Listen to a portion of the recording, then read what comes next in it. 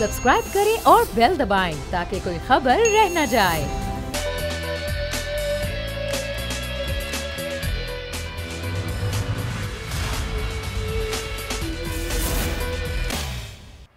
बिस्मिल्लाहिर्रहमानिर्रहीम, अस्सलाम वालेकुम। प्रोग्राम में मैं सुमैया रिजवान आपको खुश आमदीद कहती हूँ।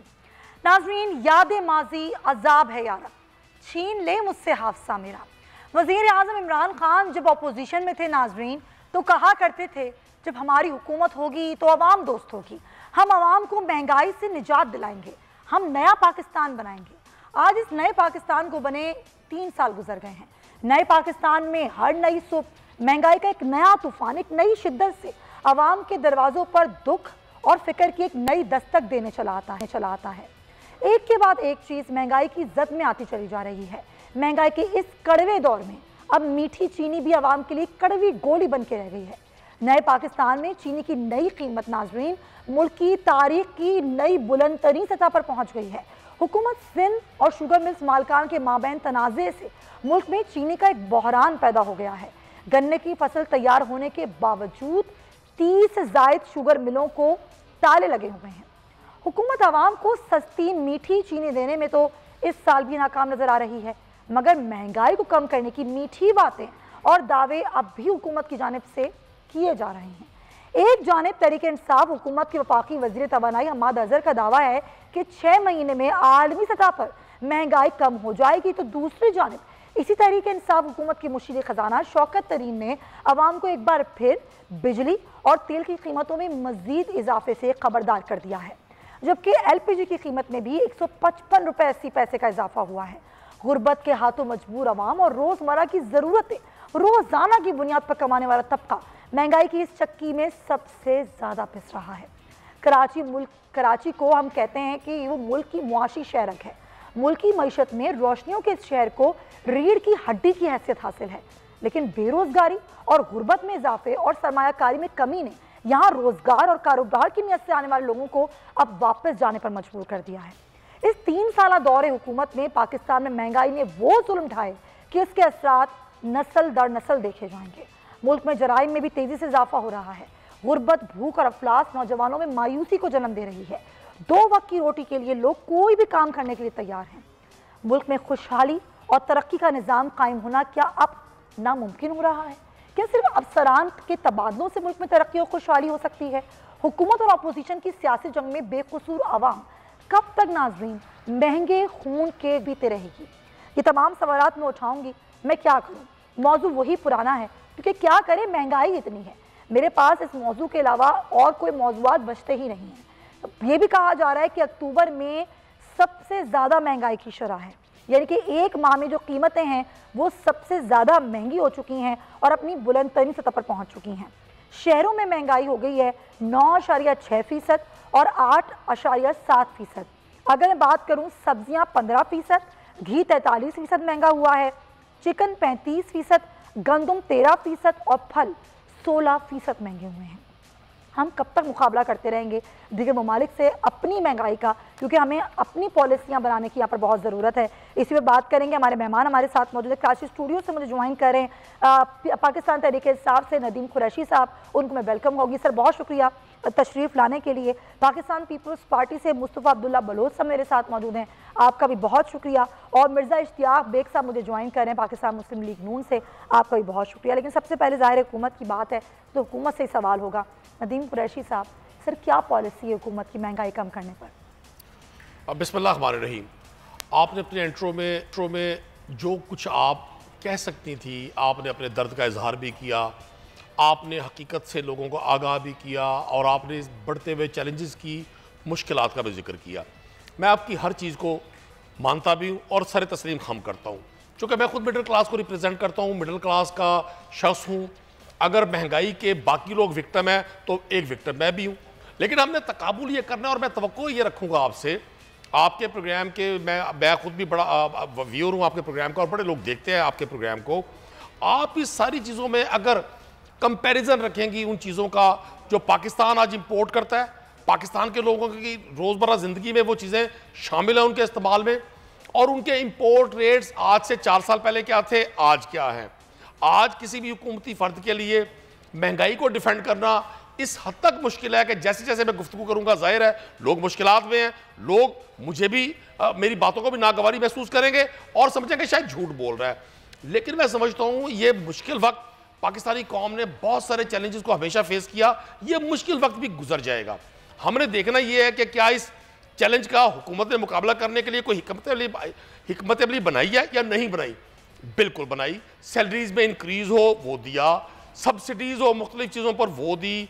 अब आने वाले दिनों में हम 1 से 1.5 करोड़ पाकिस्तानियों के लिए जो बहुत ज़्यादा 35 से 40 हज़ार जिनकी आमदन है मंथली, उनके लिए सिलेक्टिव चीज़ों पर सब्सिडी देने जा रहे हैं और वो बड़ी मुनासिब होगी। लोगों को अंदाजा होगा इस चीज़ों का। सर आप मुझसे ज़्यादा जानते हैं कि सब्सिडी देना मसले का हल नहीं है। अभी आपने खुद जिक्र किया कि इंपोर्ट का एक बहुत बड़ा असर पड़ता है। यही तो मेरा सवाल है कि हम इंपोर्ट पर कब तक इन्हिसार करेंगे जब हमारे पास चीज़ें हमारे पास से एक्सपोर्ट नहीं होंगी, हमारे पास अपनी चीज़ें नहीं बनेंगी, तो हमारी तो कीमतें हमेशा इन्हिसार रहेगा इंपोर्ट पर, और इंपोर्ट पर इन्हिसार होगा तो ज़ाहिर है वहाँ की महंगाई का असर हम पर भी होगा। देखिए सुमैया, आप मुझसे ज़्यादा चीज़ों को बेहतर एनालिसिस कर सकती हैं। मैं तो एक पॉलिटिकल वर्कर हूँ, आप रीड भी करती हैं और इजहार भी करती हैं, एंकर हैं। आप खुद सोचें कि पाकिस्तान को इस 3 साल में हमने दुनिया का सबसे बड़ा इंपोर्टर बना दिया। क्या पाकिस्तान में ये सारे मसाइल इन 3 साल के हैं? एग्रीकल्चर बेस्ड मुल्क जिसको दुनिया का अल्लाह करीम ने हर मौसम दिया है, जहाँ का फ्रूट, जहाँ की वेजिटेबल दुनिया में इंपोर्ट हुआ करती थी, हमने उन सारी चीज़ों को, एक्सपोर्ट हुआ करती थी, हमने उन सारी चीज़ों को क्लोज किया। और फिर मैं बात करूंगा तो बात फिर साबका हुकूमतों पर जाएगी और लोगों को बड़ी नागवार गुजरती है। लोग कहते हैं जी आप साबका हुकूमतों की बात करते हैं। 22-23 करोड़ की आबादी के मुल्क के लिए जो हिकमत अमली बनती है वो दिनों में नहीं बनती, कई अशरे कई साल चाहिए होते हैं इसके लिए। आज अब देखिए पाकिस्तान में एग्रीकल्चर के हवाले से जो फेडरल गवर्नमेंट ने पॉलिसी बनाई है और जो प्रोविंशियल गवर्नमेंट्स ने पॉलिसी बनाई है KPK में, और पंजाब जो 12 करोड़ की आबादी का सूबा है और पूरे मुल्क को आज भी गंदुम में, राइस में, शुगर केन में फीड करता है पूरे मुल्क को। आप वहाँ आज हम जो जिस पॉलिसी पर वहाँ अमल करने जा रहे हैं, आप आने वाले दिनों में देखेंगे हमारी बम्पर क्रॉप्स होगी और लास्ट क्रॉप्स हुई। मुझे सिर्फ 1 मिनट दे दीजिए। देखिए होप की बात भी जाने दे, उम्मीद का पैगाम भी लोगों तक जाने दे। हमने इस कौम को इस मायूसी से निकालना है। ये कोविड के दिनों में जो सारा लॉकडाउन हुआ, पूरी दुनिया की प्रोडक्शन बंद हो गई, ट्रांसपोर्टेशन बंद हो गई, एकदम दुनिया ओपन हुई है। ये चीजों के इफेक्ट हैं। आप पूरे मिडिल ईस्ट को देखें, आप पूरे यूरोप को देखें, इस महंगाई ने पूरी दुनिया को अपनी लपेट में लिया। आलमगीर इशू है, इंटरनेशनल इशू है। बिल्कुल लेकिन चूंकि यहाँ हर मुल्क अपनी पॉलिसी जरूर बनाता है, हमने दूसरे मुल्कों का जवाब नहीं दिया। पॉइंट आया आपका, ये बात तो बिल्कुल दुरुस्त है। मैं आवाम में गई, मैंने आवाम से पूछा, एक भी शख्स ने मुझे ये नहीं कहा कि ये महंगाई पीपल्स पार्टी ने की है, नून लीग ने की, क्योंकि आप इक़्तिदार में तो आपको ही लोग कहते रहे, लोग कहने लगे हमारा जीना मुश्किल हो गया है, वो पिछला पुराना पाकिस्तान में वापस कर दो। तो मेरा सवाल आपसे ये था कि आपने कहा बम्पर क्रॉप हमने की है, इस बम्पर क्रॉप से हमें क्या फ़ायदा हुआ? बचपन से हम सुनते हैं पाकिस्तान ज़राई मुल्क है, कपास की पैदावार को हमने कितना कम कर दिया, हम उसे ज़्यादा जानते हैं। आप खुद वहाँ पंजाब में बैठे हुए हैं, आप मुझे बताइए कि हम कपास, जिसको सबसे ज़्यादा हमारा इन्हिसार था कपास की पैदावार पर, उसको हमने कम कर दिया। हम यहाँ खबरें ले रहे हैं कि जी भंग की काश्त कर रहे हैं। सर क्या भंग पे जिंदा रहेगी आवाम? देखिए भंग की काश्त एक बिल्कुल अलग क्वेश्चन है। भंग भी बहुत सारी जगहों पर, बहुत सारी मेडिसिन के लिए बतौर एक रॉ मटेरियल के यूज़ होती है। उसकी काश्त अगर खुदा न खास्ता किसी नशे के लिए इस्तेमाल होगी तो वहाँ हम उस पर तनकीद कर सकते हैं, लेकिन उसका पॉजिटिव यूज़ भी है। आपको एक चीज़ अर्ज कर दूँ, एक वक्त था पाकिस्तान से एक्सपोर्ट होने वाला मैंगो पूरी दुनिया में इस्तेमाल होता था, लोग बड़े शौक से खाते थे। पाकिस्तान का सिट्रस, पाकिस्तान की वेजिटेबल मिडल ईस्ट तक और साउथ एशिया के बहुत सारे ममालिक तक जाया करती थी। दानिस्ता प्लान करके एग्रीकल्चर को गवर्नमेंट की तरजीहात से बैक पे किया गया और तरजीहात का तयन चेंज किया गया। मैं समझता हूँ अभी आपने कहा कॉटन, पाकिस्तान तो 1 करोड़ 52-60 लाख बेल्स पैदा करने वाला कॉटन का मुल्क था, जहां कॉटन एरियाज में दुनिया का वाहिद मुल्क है। मैं यकीन करें अगर यहाँ इसके हवाले से भी कानून साजी करनी पड़े तो मैं उस थिंक टैंक का हिस्सा हूँ जो समझता है कानून साजी की जाए कि किस ग्राउंड पर यह क्रिमिनल ऑफेंस किया गया कि आपने कॉटन एरियाज में शुगर मिल्स के लाइसेंस दिए और उन लोगों को जो पाकिस्तान की दुनिया की बेहतरीन कॉटन प्रोड्यूस करने वाला मुल्क था, वहां लोगों को आपने शुगर केन पे लगाया।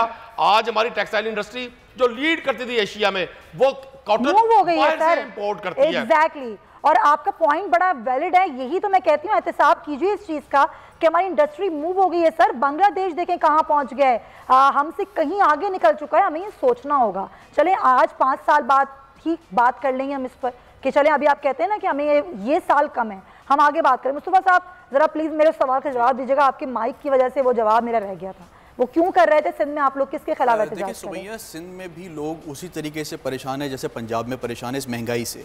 सिंध में भी लोग उसी तरीके से बेरोजगारी से और गुर्बत से परेशान है जो कि पंजाब में परेशान है। लेकिन बात यह है कि बिलावल साहब ने एक कॉल दी और सिंध में, पूरे पाकिस्तान में, सिर्फ सिंध में नहीं, गिलगित बल्तिस्तान से लेके बलूचिस्तान से लेके आपके पंजाब में हर जगह पब्लिक निकली है। तो पब्लिक इसलिए निकली है क्योंकि पब्लिक इज़ फेड अप। इनकी महंगाई के ये जो मंत्रा लेके आते हैं कि हमने ये इंपोर्ट्स बढ़ा दिए, हमने ये कर दिया, हमने वो कर दिया, अल्टीमेट रिलीफ पब्लिक को क्यों नहीं मिल रहा? फिर आप बात करते हैं कोविड की, कोविड से पहले आपके वीट क्राइसिस था, कोविड से पहले आपका शुगर क्राइसिस था। आपने शुगर माफिया की बात की, तो शुगर माफिया में कौन पकड़ा गया आज तक? मुझे बताएं आप, कोई एक इंडस्ट्रियलिस्ट पकड़ा गया? नहीं। आपने खुद सिंध हुकूमत ने कितने गंदम माफिया के लोगों को पकड़ा? देखिए सुमैया, ये एक फेडरल गवर्नमेंट का काम है। अगर फेडरल गवर्नमेंट इस टास्क को ले रही है तो फिर देखें ना, अब खान साहब की अब सिंपल एक चीज देखें कि आज जो इन्होंने अपने आप को एनआरओ दिया है कि नैब चेयरमैन मैं आऊंगी उस पर, वो मेरी अलग स्टोरी है। मुझे बताएं, गंदम पड़े पड़े खराब हो जाती है, उसको कीड़े खा लेते हैं, लेकिन वो आवाम तक नहीं पहुंचती। इसका कसूरवार भी पीटीआई को ठहराएंगे? देखिए इट्स अ फेडरल इशू। इसमें कोई भी प्रोविंस, इंटर प्रोविंशियल इश्यूज होते हैं जिसमें प्रोविंस अगर फेडरल गवर्नमेंट स्टेक पे ना ले और उनके साथ राब्ते ना रखे, सीएम सिंध से वो मिलना नहीं गवारा करते, सीएम कराची में आते हैं तो चीफ मिनिस्टर से वो बात करना गवारा नहीं करते, तो ये तो खान साहब की ईगो है जिसकी वजह से हर सूबा ईगो आ गई। देखिए ना, ये agriculture is a provincial issue, but इसमें आपकी जो फेडरल गवर्नमेंट है उसका भी एक रोल है। फेडरल गवर्नमेंट अगर चाहेगी तो वो बाकी सूबों में जा सकता है, फेडरल गवर्नमेंट नहीं चाहेगी तो हम पंजाब में जबरदस्ती तो नहीं दे सकते ना। भाई वफाकी हुकूमत कह रही है आप गंदम रिलीज नहीं करते, रोक के रखते हैं, दाम बढ़ाते हैं, फिर रिलीज करते हैं। ये प्रोपेगेंडा है क्योंकि खुद से इनसे कुछ डिलीवर हो नहीं रहा, तो अब आप एक ही सूबे में इनकी हुकूमत नहीं है, उस सूबे में आप सारा प्रोपेगेंडा है। देखिए जी, अब आप बेहतर समझ सकती हैं। नहीं सर, आप जवाब देना। वो जमात जो 13 साल से सिंध पे हुक्मरानी कर रही है, वो खुद भी एजिटेट कर रही है। बिलावल साहब की कॉल पर लोग बाहर निकल आए। बिलावल साहब को कॉल नहीं देनी करनी चाहिए थी। अच्छा। बिलावल साहब को यह स्टेप लेना चाहिए था जो पाकिस्तान के चारों सूबाई दारुल हुकूमतों में और पाकिस्तान के कैपिटल इस्लामाबाद में उन्होंने अरबों रुपए के जो बिलावल हाउस बनाए हैं, वो नजर करते थे इस कौम के गरीबों की। वो ओमरी ग्रुप से पूछते हैं कि जी आपकी जो शुगर फैक्ट्रीज हैं, इन्होंने चीनी का रेट क्यों बढ़ाया हुआ है। असल में लोग समझते हैं कि हम कोई 1940 में बैठे हुए, हम चीजों को नहीं समझ सकेंगे, आने वाला वक्त बताएगा। लोग ये भी एहसास करेंगे, ये रोशनियों का शहर था कराची। मैं पिछले 2 दिन से आया हूं, सिर्फ मैंने बनारस वाला पुल देखा है जो नॉर्थ नाजमाबाद और औरंगी की आबादियों को मिलाता है। आप उसके नीचे से गुजर नहीं सकते। मुझे यकीन नहीं आता कि ये कराची है, ये रोशनियों का शहर है। इसमें सिर्फ कसूरवार सूबाई हुकूमत नहीं है सर, इसमें हुकूमत वफाकी हुकूमत का भी पूरा कसूर है। सर मुझे अपने अगले मेहमान को भी शामिल गुफ्तगू करना है। आपका पॉइंट आया, मैं दोबारा आपके पास आ जाऊंगी। मिर्जा इश्तियाक भी हमारे साथ मौजूद हैं, ज़ाहिर मुस्लिम लीग नून का भी मौक़िफ़ आना ज़रूरी है। मिर्जा साहब, आखिर क्या मामला है? आप लोग भी कहते हैं कि हुकूमत की पॉलिसीज ठीक नहीं है, ये हुकूमत नाअहल है इसलिए महंगाई है, यही पीपल्स पार्टी भी कहती है, लेकिन हुकूमत का मौक़िफ़ ये कि भाई 3 साल में तो नहीं हुआ, ये पिछले सम्राट थे जो यहाँ तक पहुंचे। देखिए जी, पहले मैं आपको ये बतलाऊं कि मईशत जो है इस वक्त उसकी सिचुएशन जो है बहुत ज़्यादा ख़राब है। खासतौर पे अभी आपने अपने इंट्रो में जो आपने महंगाई का जिक्र किया है, सिर्फ महंगाई का, और हुकूमत क्या कर रही है कि ये कह रही है कि महंगाई जो बढ़ी है ये इंटरनेशनल मार्केट के अंदर बढ़ी है, जो कि बिल्कुल सही नहीं है। देखिए, हमारा 2017 से जब मियां नवाज शरीफ साहब को घर भेजा गया और एज ऑन टुडे 40% हमारी करेंसी जो है वो डी वैल्यू हुई है। जब कोई चीज़ भी डी वैल्यू आपकी करेंसी होती है तो आपकी तमाम इम्पोर्ट करने वाली अशिया, जिसके अंदर दालें हैं, जिसके अंदर आपका खुर्दनी तेल है, जो चाय हैं, ये तमाम चीज़ें जो हैं आपकी 40% तो इसके अंदर इजाफा हो गया, पेट्रोल के प्राइसेस हो गए। यही वजह है कि हर चीज़ जो है वो हमारी महंगी हो गई है। मगर हुकूमत जो है मुसलसल ये कहे जा रही है कि इतनी बड़ी महंगाई जो है। अब मैं आपका इन्फ्लेशन की तरफ आता हूँ। इंडिया और बांग्लादेश में जो इन्फ्लेशन की शरह है वो 5.5 से 6% है। पाकिस्तान में हम 9% से क्रॉस कर गए हैं और हमारी खाने पीने की जो इन्फ्लेशन होती है वो 13% से भी ज्यादा जो है वो बढ़ चुकी है। और हुकूमत ने IMF से कर्जे लेने के लिए उनकी तमाम शराइत को पूरा कर दिया है। यहाँ पे मैं आपको बताना चाहता हूँ कि 600 बिलियन रुपीस जो है हुकूमत ने IMF को ये अंडरटेकिंग दी है कि हम पेट्रोलियम लेवी की शक्ल के अंदर हम वसूल करेंगे लोगों से। और अगर 600 बिलियन रिसीव करते हैं तो पेट्रोल 20 रुपए फर्दर, ये आप देखेंगे आने वाले दिनों के अंदर इसके प्राइसेस जो हैं वो उसके अंदर इजाफा हो जाएगा। डॉलर में कुछ थोड़ी सी 2-3 रुपए की बेहतरी आई है और इसका मैं शुक्रिया अदा करना चाहता हूँ सऊदीया को कि उसने हमारे रिजर्व किए, हमको 4 बिलियन डॉलर्स का कहा कि वो हमारी मदद करेगा, जिसके बाद थोड़ी बेहतरी आई है।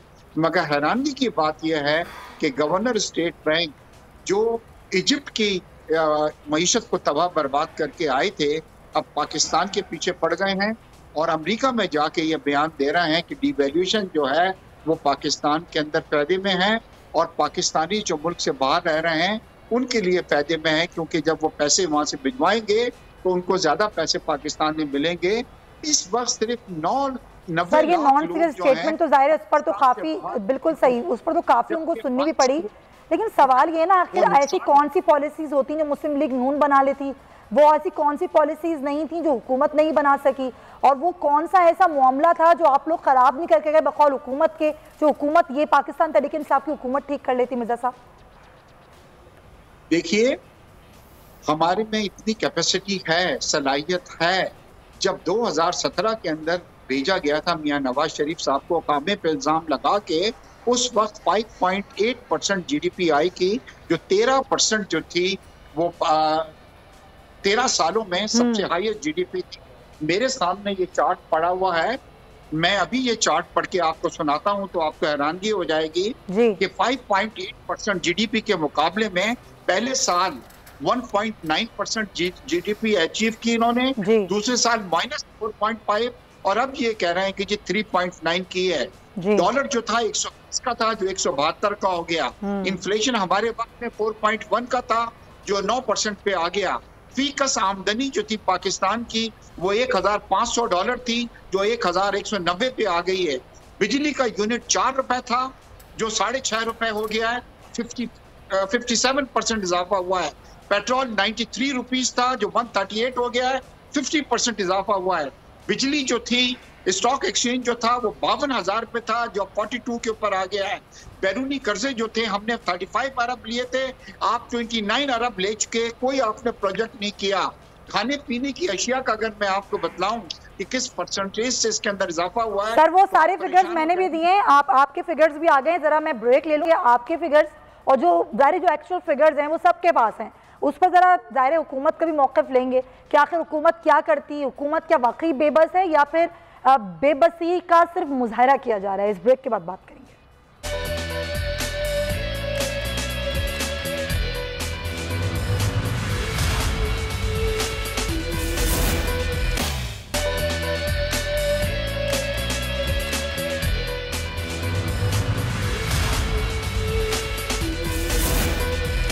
Welcome back to the show नाज़रीन। मुझे नैब ऑर्डिनेंस पर भी बात करनी है, लेकिन अभी हम बढ़ती महंगाई पर बात कर रहे हैं जिसमें हम तकाबला हमारी हुकूमत बार बार करती है दीगर ममालिक से। तो जनूबी एशियाई ममालिक में सबसे ज़्यादा महंगाई की शरह पाकिस्तान में है और 2019 में ये बुलंद तरीन सतह पर पहुँच गई ये महंगाई, और सिर्फ अक्टूबर के महीने में 9.2% बल्कि इससे भी ज़्यादा महंगाई की शरह को रिकॉर्ड किया गया है। अभी कुछ फिगर्स मैंने भी रखे सामने और मिर्ज़ा इश्तियाक बेग ने भी सामने रखे, तो नदीम साहब से बात करते हैं। नदीम साहब, ज़ाहिर यही बार बार कहा जाता है आप लोगों की जानिब से कि पिछली हुकूमतों ने महंगे बिजली के मंसूबे लगाए जिसकी वजह से हमें बिजली भी महंगी पड़ रही है। पेट्रोल की कीमतों की बात आप करते हैं कि ज़ाहिर वो आलमी मंडी में पेट्रोल की कीमतें बढ़ती हैं तो उसका असर पड़ता है, लेकिन अशिया खुर्दनोश जिसकी कीमतें, अभी पेट्रोल की कीमत नहीं बढ़ाई है इस दफ़ा, लेकिन अशिया खुर्दनोश मुसलसल महंगी हो रही हैं।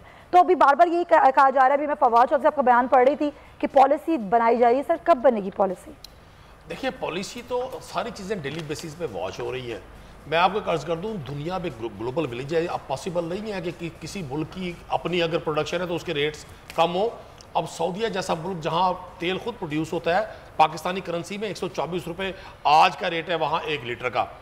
मैं फिर आपसे अर्ज कर दूं, गवर्नमेंट की जो स्ट्रेटजीज़ है आने वाले दिनों में आप देखेंगे हम इस आलमगीर इशू को जो पाकिस्तान में ज़्यादा हाईलाइट हुआ इसलिए कि हमारी अपोजिशन के पास ये एक पॉपुलर स्लोगन है। मैं एक पॉलिटिकल वर्कर हूँ ग्रास रूट लेवल का, मैं समझता हूँ इस महंगाई में 20 से 30% इजाफा अपोजिशन की इस प्रोपेगेशन का है, जो वो डेली बेसिस पे करके लोगों को प्रोवोक कर रहे हैं। आप जरा मुझे टेक्निकल वे बता देंगे। मैं आपको अर्ज कर दूं, अभी मिर्जा साहब ने सारी फिगर्स दिए, ये फिगर्स जरा जनरल मुशर्रफ की गवर्नमेंट के दौर से भी कंपेयर करते हैं कि नवाज शरीफ की गवर्नमेंट आने में और पिछले 10 सालों में कितना गैप आया था। ये फिगर्स देना बड़ा आसान है, ये पॉसिबल नहीं है कि आज अयूब खान के दौर, ऐसा पॉसिबल नहीं है कि आज अयूब खान के दौर के रेट्स आ जाए। जैसे जैसे चीजें आगे बढ़ रही हैं कीमतों में इजाफे होंगे। सर आप कह रहे हैं कम होंगे ना, आप कह रहे हैं हम आगे कम करेंगे, कैसे करेंगे? अभी आप मजीद IMF से अगली किस्त मिल रही है, आपने उनकी शराइत पूरी करेंगे या आवाम को रिलीफ देंगे? अच्छा एक और चीज, तो एक सवाल मैं पूछता हूं अपने बहुत बड़े जो अरस्तू है हमारे मईशत के, ये IMF को पाकिस्तान में तहरीक इंसाफ ने इंट्रोड्यूस करवाया। जब पाकिस्तान तहरीक इंसाफ की गवर्नमेंट आई है तो पाकिस्तान तहरीक इंसाफ दुनिया को लोन दिया करता था, $100 बिलियन के एसेट्स थे पाकिस्तान के, और भाई पाकिस्तान के असासे गिरवी रख के इस मुल्क में नॉन प्रॉफिटेबल बिजनेसेस प्रोजेक्ट्स जिन्होंने शुरू किए और जिसकी आड़ में बिजनेसेस किए, जिसकी आड़ में इवन फील्ड्स और सरे माइल जैसे प्रॉपर्टीज बनाई गई, जिसकी आड़ में बिलावल हाउस जैसे बड़े बड़े अरबों रुपए के महलात बनाए गए। पाकिस्तानी कौम को बेवकूफ बनाना छोड़ दे, लोग गरीब शख्स का मजाक ना उड़ाए, उसके जख्मों पे मरहम रखने की बजाय उसके जख्मों पे नमक पाशी ना करें। आप जितने बड़े आप लीडर्स हैं ना जी, पूरी पाकिस्तानी कौम वाकिफ है। अब मेरे सवाल का जवाब ले लेना जी, बलोच साहब बैठे हुए हैं। सिंध में 13 साल से गवर्नमेंट है पीपल्स पार्टी की, आटे का रेट, गंदुम की इमदादी कीमत सबसे पहले सिंध ने 2000 की।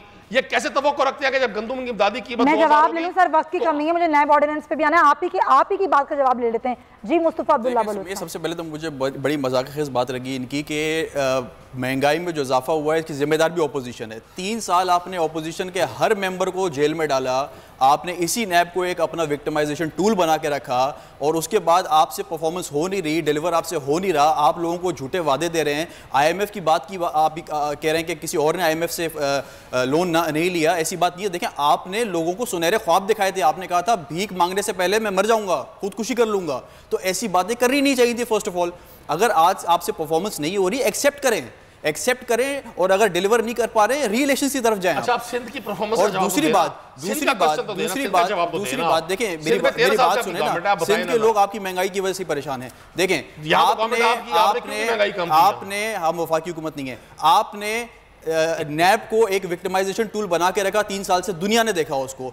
आज आपने लीगली उसको प्राइम मिनिस्टर के अंडर डाल दिया है, अब वो 1 वे ट्रैफिक चलेगा। अब प्राइम मिनिस्टर वैसे आप लोगों की सफों में इत्तेहाद नहीं है। मुस्तफा अब्दुल्ला बलोच साहब, पीपल्स पार्टी मुस्लिम लीग नून एक होती ही नहीं है, आप लोग के अपने मफादात हैं, फिर आप कैसे आवाम की बात कर सकते हैं? चले सर, वक्त कम है, मैं आती हूँ नैब ऑर्डिनेंस पर। मिर्जा इश्तियाक बेग साहब का मौक़िफ़ लेते हैं। जी मिर्जा साहब बताइए, फिर क्या करे ये हुकूमत? वो कह रहे हैं आप लोगों के ये पिछली हुकूमतों का किया धरा है, हम तो पहली दफा नहीं गए IMF के पास। देखिए, मुझे बड़ी हैरानगी हुई है ये नदीम कुरैशी साहब की आज बात सुन के। 3.5 साल गुजर गए हैं और आप यही 3-3.5 साल तक कहते आ रहे हैं कि जनाब अपोजिशन। एक प्रोजेक्ट इन लोगों ने लॉन्च नहीं किया है। $9 बिलियन पर ईयर के हिसाब से $27 बिलियन ये जनाब इंटरनेशनल उससे डॉलर के अंदर कर्जे ले चुके हैं। मियां नवाज शरीफ साहब की जब हुकूमत थी तो प्रोजेक्ट लगे थे। समिया साहिबा, आप भी कराची में रहती हैं, 12-12, 14-14 घंटे लोड शेडिंग थी। वो तो कहते हैं महंगी बिजली के मंसूबे आपने लगाए, जिसका खुमियाजा हम भुगत रहे हैं। डाली गई 2000 किलोमीटर के जो है मोटरवेज बने। मैं अपने भाई से ये पूछ रहा हूँ कि आपने $27 बिलियन जो है इंटरनेशनल फाइनेंशियल इंस्टीट्यूशन से लिए हैं। आप कोई एक प्रोजेक्ट का मुझे नाम बतला दें कि इन्होंने कोई प्रोजेक्ट किया हो। इन्होंने अभी IMF के घुटने पकड़ के आए हैं इनके फाइनेंस मिनिस्टर जो हैं, और उनसे ये कहा है कि जी हम पेट्रोलियम लेवी में आपको 600 बिलियन रुपीस जो है इकट्ठा करके देंगे। इसका कोई ताल्लुक नहीं है कि इंटरनेशनल मार्केट में प्राइस क्या हुआ है। लेवी के अंदर जो है इंक्रीज किया जा रहा है, टैक्स बढ़ाया जा रहा है।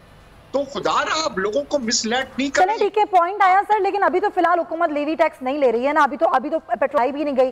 बार बार हुकूमत यही कह रही है कि लेवी टैक्स को हम बिल्कुल जीरो करके आवाम पर बोझ कम डाल रहे हैं। आगे आने वाला वक्त कैसा होगा तो पता चलेगा। एक तरफ बढ़ती महंगाई है नाज़रीन, तो दूसरी जानिब हम देख रहे हैं नैब ऑर्डिनेंस, जिसमें हमने कल भी बात की थी कि तीसरी मरतबा तरमीम की गई है। अब ये तीसरा तरमीमी ऑर्डिनेंस है जिसके मुताबिक वज़ीर आज़म इमरान खान खुद चेयरमैन नैब को तब्दील करने का हक रखेंगे। पहले ऑर्डिनेंस के तहत यह इख्तियार सुप्रीम जुडिशल काउंसिल के पास था। नया तरमीमी ऑर्डिनेंस की दिलचस्प बात यह है कि इसका इतलाक अब 6 अक्टूबर के पहले के केसेस पर हो जाएगा। वो धोखाधड़ी के केसेस हों, फ्रॉड के हों, मनी लॉन्ड्रिंग के हों या जाली अकाउंट्स के हों, वो माजी के ऑर्डिनेंस के तहत जारी रहेंगे। और इस बात से ये अंदाज़ा भी बखूबी लगाया जा सकता है कि अपोजिशन रहनुमाओं को इससे रत्ती बराबर भी रिलीफ नहीं मिलेगा। नए तरमीमी ऑर्डिनेंस के मुताबिक नैब वफाकी और सूबाई काबीना के अरकान के खिलाफ कोई कार्रवाई अमल में नहीं लाएगा। नैब की जानिब से वफाकी और सूबाई हुकूमतों के मनसूबों और टैक्स के मामलात में भी कोई मुदाखलत नहीं की जाएगी, जबकि साबका दवार के वुज़रा एहसन इकबाल, शाहिद खान, मिफ्ता इस्माइल अब तक मनसूबों के मामलात पर नैब ट्रायल का सामना कर रहे हैं। अब बार बार अपोजिशन हुकूमत को ये कह रही है नदीम कुरैशी साहब कि एक ऐसा है जो हुकूमत ने खुद को और अपने वुज़रा को दे दिया है, फिर कैसे बात करेंगे? ये ज़ाहिर है बड़ी अहम खबर थी। अब देखना होगा वज़ीर आज़म कल कौम से खिताब में क्या गुफ्तगू करेंगे। अच्छा नदीम कुरैशी साहब, ये ऑर्डिनेंस कब तक खेलती रहेगी हुकूमत? फिर ये NRO की बातें की जा रही हैं कि हुकूमत ने खुद को और अपने वुज़रा को NRO दे दिया इस ऑर्डिनेंस को ला के नैब के। देखिए, अपोजिशन अगर NRO की बात करती है तो पाकिस्तान में ये वर्ड NRO जिन्होंने मुतारिफ करवाया वो यही अपोजिशन है कि जनरल मुशर्रफ के दौर में जिन लोगों ने जनरल मुशर्रफ से NRO लेकर एक परवाना लिया अपने लिए इस मुल्क में कि जी हमने लूट मार का बाजार गर्म रखना है, ये NRO उनके माथे का झूमर है। ऑर्डिनेंसेस अनकॉन्स्टिट्यूशनल नहीं है। हर हुकूमत को जब असम्बली सेशन ना चल रहा हो, ये आईन पाकिस्तान राइट देता है कि वो किसी ज़रूरी कानून साजी के लिए ऑर्डिनेंस से मदद ले सकते हैं, और वो ऑर्डिनेंस भी बाद में फ्लोर ऑफ द हाउस जाता है, वहाँ उस पर बहस भी होती है और वो इम्प्लीमेंट हो जाता है। मैं आपको एक अर्ज़ कर दूँ, इमरान खान जिस शख्स का नाम है, उसने 22 साल इस मुल्क में रूल ऑफ लॉ के लिए जदोजहद की। 3-3.5 साल से जिन माफियाज का सामना पाकिस्तान तहरीक इंसाफ की गवर्नमेंट को करना पड़ा, वो लोगों के सामने एक्सपोज हुई। बहुत सारे लोग तनकीद करते हैं गवर्नमेंट पे, मैं पोलिटिकल वर्कर हूँ, मैं समझता हूँ गवर्नमेंट ने पाकिस्तान के अवाम को, तहरीक इंसाफ की गवर्नमेंट ने ये ज़रूर बता दिया कि पाकिस्तान में 80% हुक्मरान सिर्फ इक़्तिदार में पैसा कमाने के लिए आते हैं, और ये बहुत हुक्मरान सिर्फ अपोजिशन के होते हैं। जी, वो अगर हमारे साथ भी वो लोग हैं तो कोई कानून से बालातर नहीं है। आपने बहुत सारे मामला ऐसे देखे हैं कि कितने लोग आपके गिरफ्तार हुए हैं और नैब की तहवील में मिनिस्टर्स पर इल्जामात लगे, उन्हें अपनी कैबिनेट की सीट से अपने पब्लिक ऑफिस को छोड़ना पड़ा।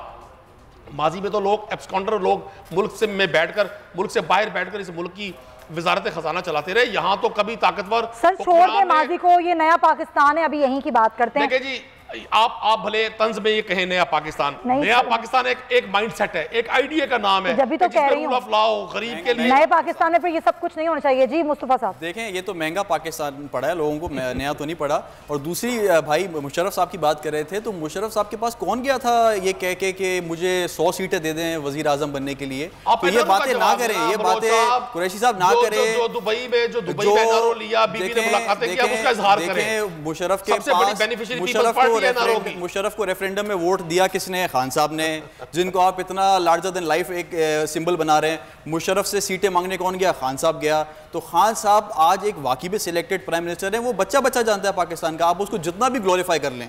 आज अगर ये कौम से खिताब, मुझे तो डर लग रहा है कोई जब इन्होंने कौम से खिताब किया है अवाम के लिए कोई नई मुश्किल आई है। वैसे इलेक्टेड होते हैं हमारे यहाँ?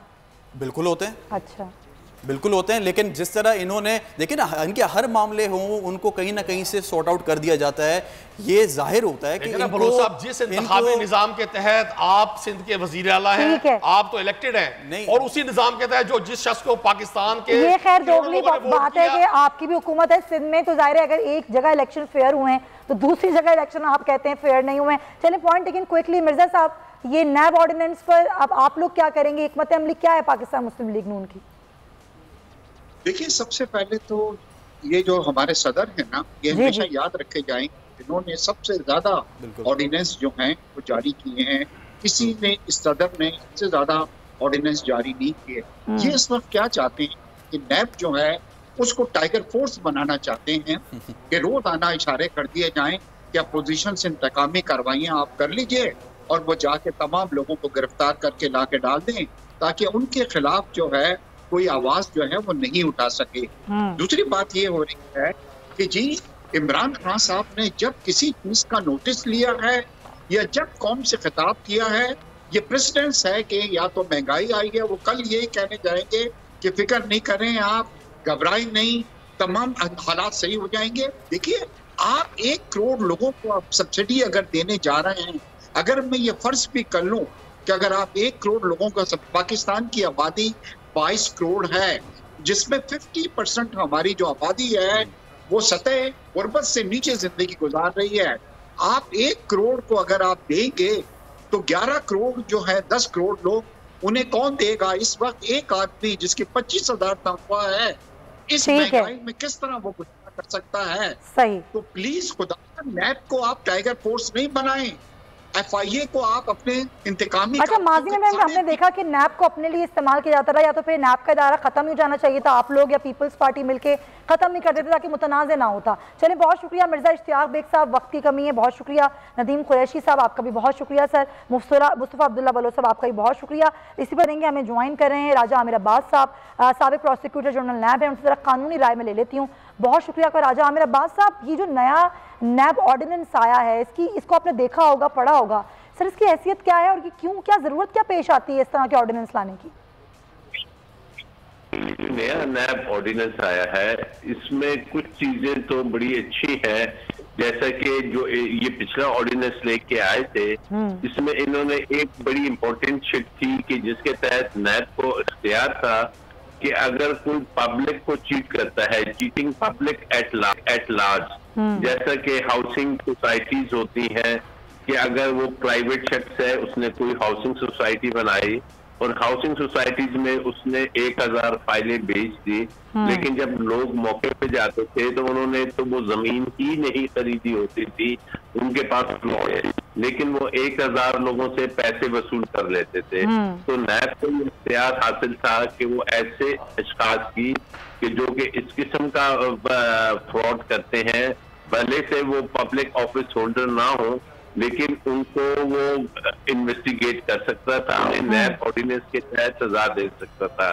और इसी तरह आपके इल्म में है कि जो मुदारबा कंपनी थी, जो अवाम से, सादा लोगों से पैसे लेते थे कि जनाब आप हमें 10 लाख दे दें, हम आपको महीने के 1 या 2 लाख रुपए दिया करेंगे, और वो 1-2 माह देने के बाद वो पैसे लोगों के लेके करोड़ों अरबों रुपए गायब हो जाते थे, जैसे डबल शाह की मिसाल है और बाकी मुदारबा कंपनीज की। तो ये जो हुकूमत पिछला नैब ऑर्डिनेंस में अमेंडमेंट्स लाई थी 1 माह पहले 6 अक्टूबर को, उसमें उन्होंने इन लोगों को नैब के दायरे से निकाल, जिसका नतीजा ये हुआ कि ऐसे अफराद चल रहे थे यहाँ पे हाउसिंग सोसाइटीज के, हाउसिंग स्कीम्स के, मुदारबा कंपनीज के, उनको रिलीफ मिलने का चांस था, कुछ को मिल भी गया था और वो चले गए। तो आमिर साहब, अगर ये सब वापस आ जाएगा तो इसका तरीक़ेकार क्या कुछ नया होगा या पुराना तरीक़ेकार होगा शवाहिद इकट्ठे करने का और तहकीकात करने का? तरीक़ेकार वही पुराना होगा, वही सब कुछ होगा, क्योंकि इसे पिछली अमेंडमेंट में निकाला गया था, अब दोबारा ले आए। इसी तरीके से जो पिछली अमेंडमेंट थी उसमें ये इन्होंने एक शिक लाई थे कि नैब की अदालत को जमानत देने का इख्तियार दे दिया था, लेकिन उस वक्त पता नहीं जब आगे थे वो अमेंडमेंट किया क्या, तो उसमें उन्होंने कहा था कि जो जमानत दी जाएगी, जो ज़रे जमानत होगा, ये जिसको श्योरिटी कहते हैं या मचलका कहते हैं, वो उतनी अमाउंट का होगा जितनी अमाउंट का रेफरेंस होगा। तो अब नॉर्मली ऐसे होते हैं कि नैब किसी शख्स को जब उसके खिलाफ रेफरेंस बनाती है तो बिला देखे वो अपनी तरफ से किसी के खिलाफ 1 अरब का रेफरेंस बना देती है, किसी के खिलाफ 1 करोड़ का। तो जब आप उनको जमानत देंगे तो फिर वो 1 अरब की गारंटी या श्योरिटी या मचलका कहाँ से लाएगा, वो कहाँ से लाएगा। तो ये जो प्रिंसिपल्स ऑफ नेचुरल जस्टिस है उसके खिलाफ था कि एक शख्स का जमानत अगर हक है तो आप उससे इतना अमाउंट नहीं ले सकते।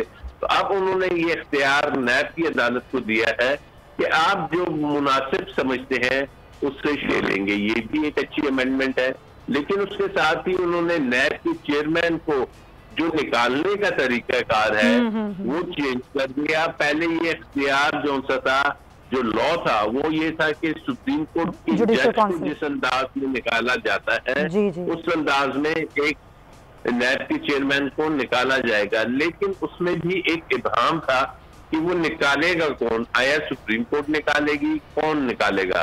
तो अब उन्होंने ये इख्तियार सुप्रीम कोर्ट को देने की बजाय, सुप्रीम जुडिशियल काउंसिल को देने की बजाय उन्होंने ये सदर ममलिकत की, जिससे फिर ये होगा कि नैब जो कि एक इंडिपेंडेंट अदारा है उसको ये तो राजा साहब इससे सवाल ये उठता है कि इस नए नैब ऑर्डिनेंस को कहीं पॉलिटिकल टूल के तौर पर तो इस्तेमाल नहीं किया जाएगा?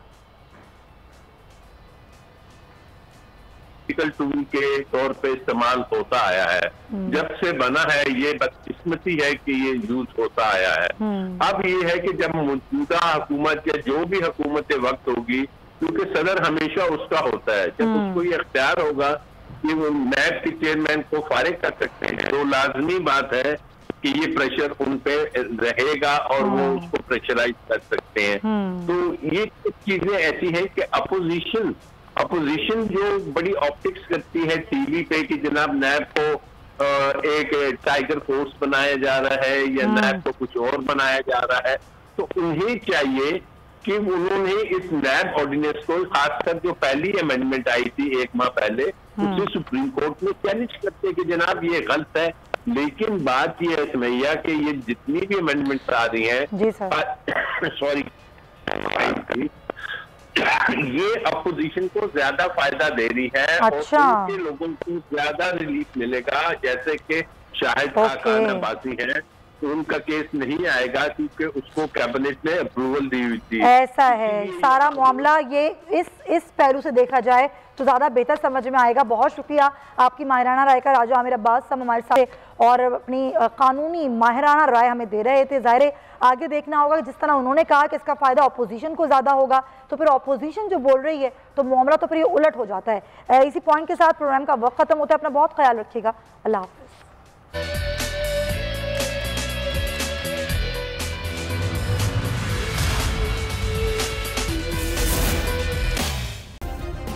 सब्सक्राइब करें और बेल दबाएं ताकि कोई खबर रह न जाए।